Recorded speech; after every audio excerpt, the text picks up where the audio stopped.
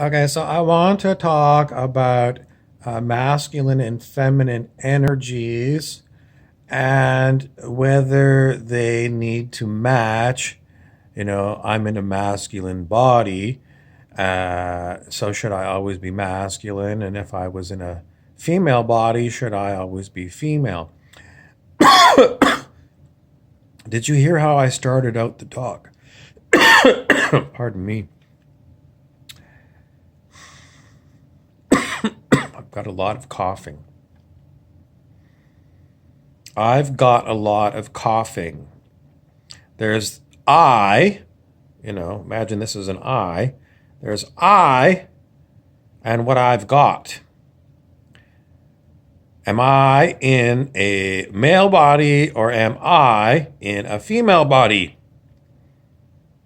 It sounds like what I am gets dropped into a container that we either call male or female.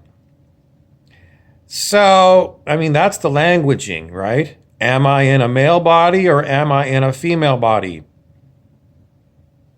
And that's the truth. We are, some old way of looking at it is we're spirits. I would say we're definitely awareness. We're alive. And we got a cough and we've got a body. But we are not our body. So, to pretend that you are a male body or a female body is, that's what it is. It's pretending. You're not. You are what animates the body, the aliveness of the body, but you're not the body. You have a body. So, and I don't know how we get assigned to either having a male or a female body. Is it part of the incarnation process that you say, I want a male body or I want a female body? Or do they point out, well, there's an embryo growing in that mother, and, do you want to be that embryo or not? In that case, I said, do you want to be that embryo, as in, do you want to be that body? Well, which is it? Are you being the body or are you having a body? If you were an actor, you might say, I'm going to be the character that is male or female. I'm going to play that part. And while I'm playing that part, I'm going to be that person. That person is a female, so I'm going to be a female person. But you're acting. The actor is acting as if the actor was the male or the female. So, playful energies. Rather than being very serious about it, let's go with playful energies. If I want to get dressed up for Halloween as a woman, well, damn it, I'm going to be a woman. I'm going to have big boobs and red lipstick. And one time I did do that for Halloween.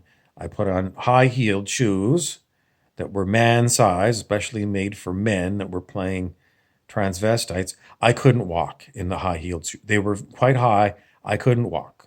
I couldn't do it. So instead of that, I put, they were kind of like boots, but they were low-heeled. I couldn't do high heels. But when I was out there and I had a big blonde wig and I had my makeup so they cover up your, I had it done professionally by a drag queen. So they cover up your regular eyebrows here with tape, and then they make up over them, and they give you artificial eyebrows that are up here, and they do blush and things to bring out your cheekbones and etc., etc. But when I was dressed up professionally like a drag queen, I was female. And I was, the female I was playing was not masculine, but very assertive. A very assertive woman. A woman that wasn't afraid to tangle with anyone. In fact, that's what happened to me. I was in line at the bar, and some young twerp butted in front of me, and I told the little twerp off. And the little twerp went to the bouncer and said that I'd threatened him with steel nail file. So the bouncer came and took me as a drag queen outside. And I said, I don't have a steel nail file. Here's my clutch purse that I got from my friend, the drag queen. And, I opened it up and there wasn't anything in there at all. I said, no, that little twerp is lying to you. So now what I want you to do is go find that little twerp and kick him out. So I was being very assertive in my female personality. And I don't know, you can go on and on and on with this.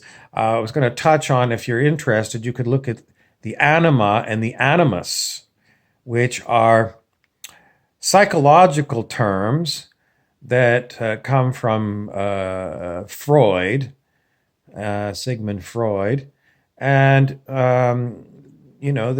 there's so much you can go into when you come into these polarities of male and female. But to say what a male should act like and what a female should act like, if you're an actor, you generally build your character and then you play the character. So you create a backstory of, how you became a tomboy or a very a runway model, or if you're playing a male, you could be a race car driver or a mechanic, or you could be a male nurse. I mean, you just got to create your backstory. And it still isn't going to tell you, if you're kind of effeminate or if you're very, very, I'm trying to think of someone. I don't know. But someone who's not very feminine at all, someone who's very masculine. I don't know. Maybe like Sean Connery playing James Bond 007. And then, so then we want to talk about toxic versions. So if you're, the problem with humans is they don't take acting.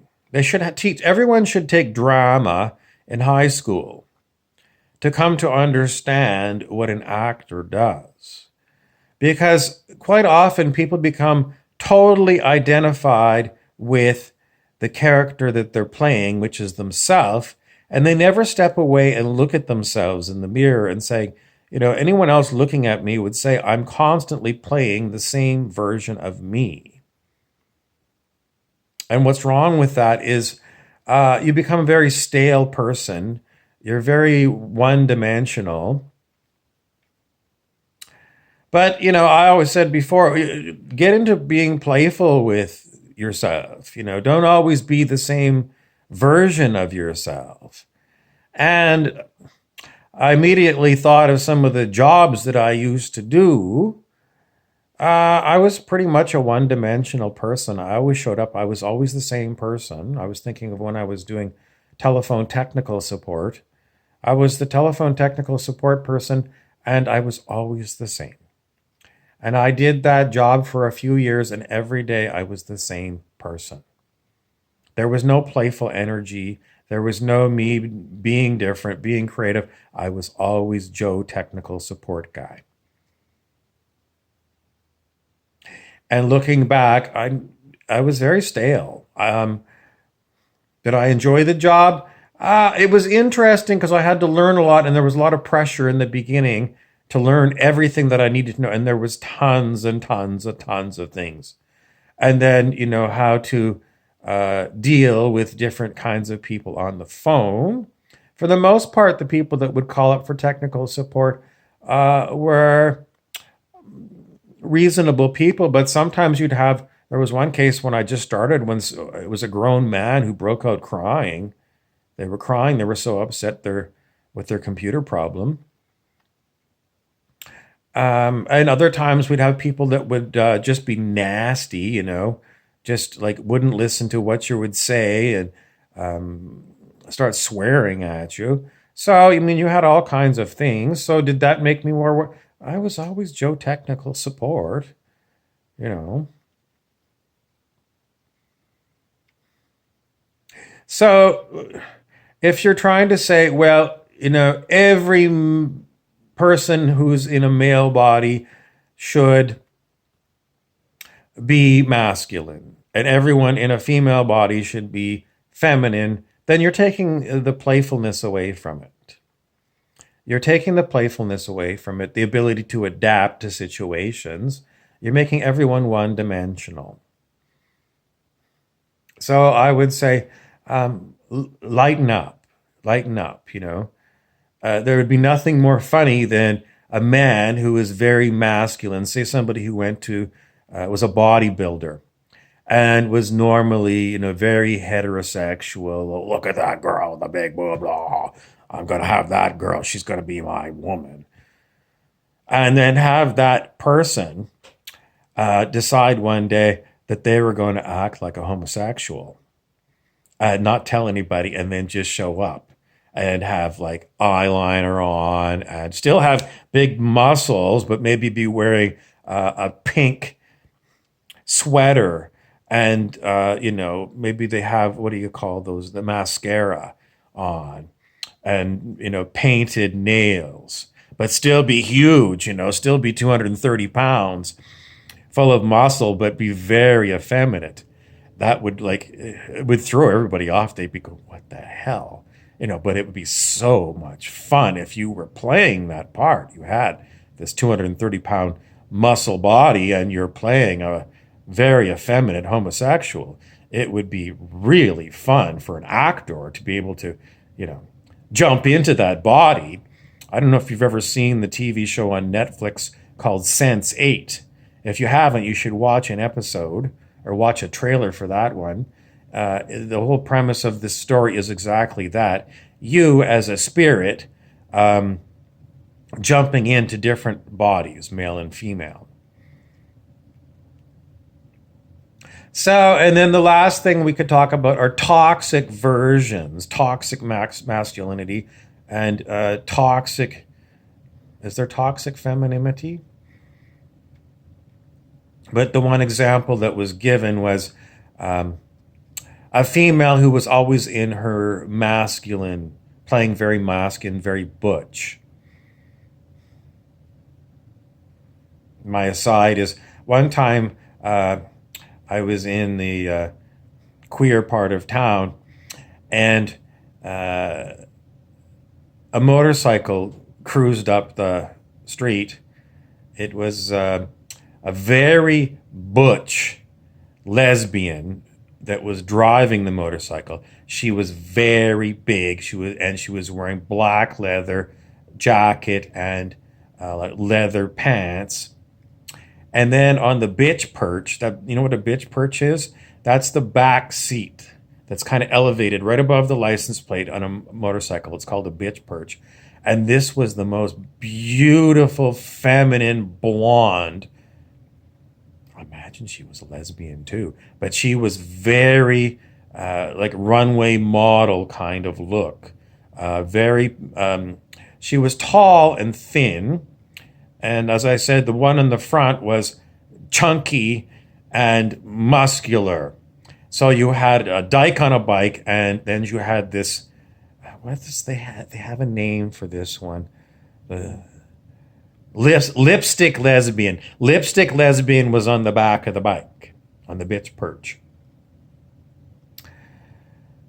That was quite a sight to see, I must say. But so if someone is always, if it's a woman that's always in her masculine, does that cause her rigidity in the body?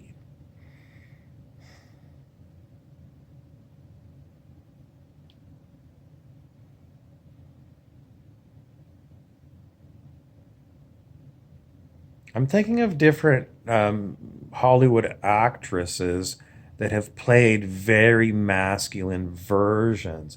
There was Glenn Close in The Devil Wears Prada. I mean, she really was something else. And I was thinking about Lily Tomlin and Dolly Parton in 9 to 5.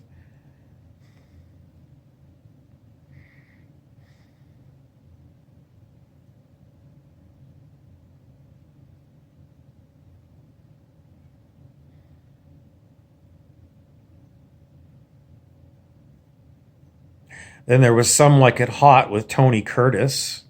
He was wearing drag.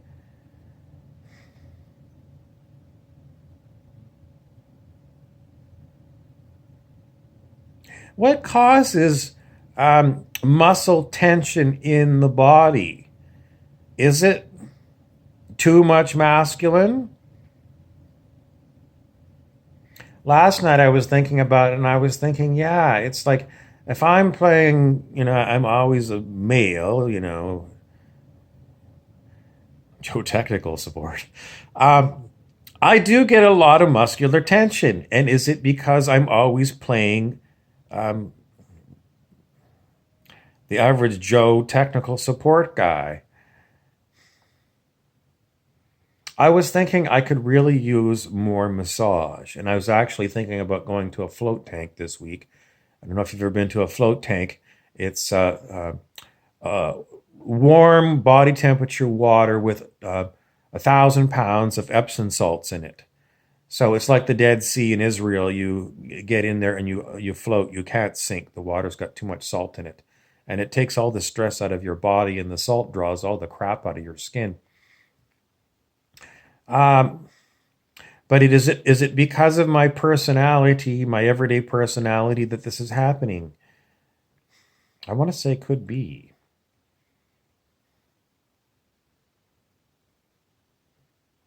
It could be. And would the same thing happen if I was in a female body and I was always, well, I know women that need massage all the time. So I think the human body needs physical contact with someone who is going to give physical, let's call it physical massage or physical love, even. I think the body needs that, whether it's a male body or a female body. I think it needs a sense of touch. It's like, a child that doesn't get touch. You would never do that. A child needs a lot of love, and a lot of love is expressed through hugging and, cuddling. I don't get any cuddling. I'm terribly sorry. I don't. I haven't had cuddling for a long time. So, is that why I get tension in my body? The answer is I don't know. But I would say if you're going to take these extreme archetypes of, um, a woman who is, I need a man to give me everything, a house, a car, jewelry, vacations. Well, basically, you're one of those drunk ladies on, not Lifestyles of the Rich and Famous. It's like the housewives thing, the housewives of New York or the housewives of San Francisco. That's not the whole title. I can't remember, but you know what I'm talking about. They're always drunk. Their husbands are rich and they have everything, and they're always drunk at parties.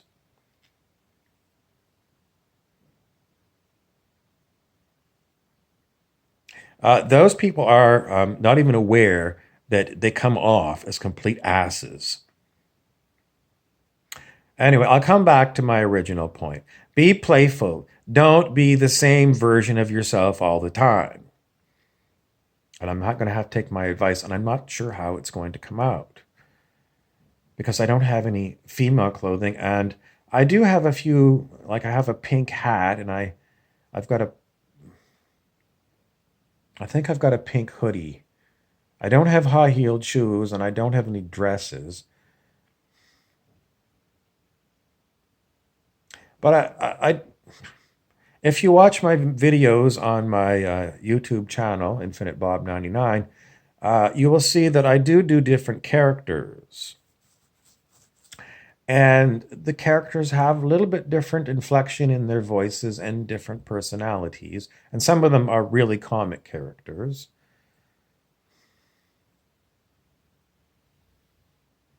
That's what I would give you in the end. Don't be too serious. Don't be like going to see a psychiatrist because, I'm too toxic, or maybe you should. I don't know if psychiatrists do very much for toxic personalities.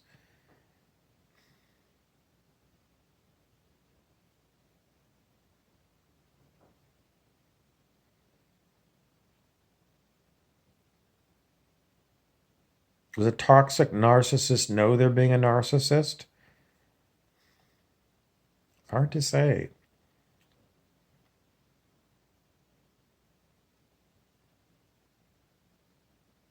That's my talk. Thank you for listening.